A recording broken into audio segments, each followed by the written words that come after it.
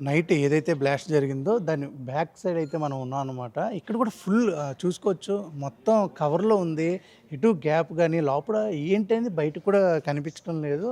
అంతేకాకుండా ఓన్లీ ఈ అర్పుర, ఈ అంజున ఈ చుట్టుపక్కల మన తెలుగు వాళ్ళు ఎక్కువ విజిట్ చేసే ప్లేస్ అనమాట.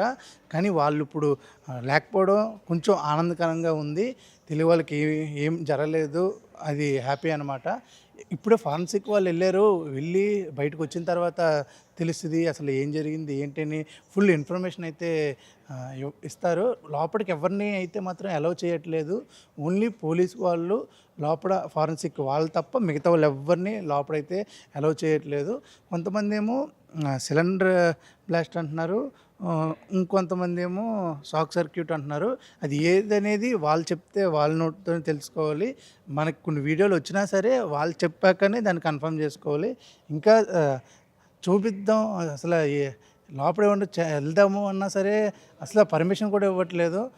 ఇక్కడ రివర్ అయితే ఉంది. దానికి ఆనుకుని చూసుకోవచ్చు మీరు. ఇక్కడ రివరు ఏదో జరుగుతుంది. అందరూ పోలీసులు అయితే లోపలికి వెళ్ళడం మనం చూసుకోవచ్చు. డిస్కషన్ అయితే జరుగుతుంది.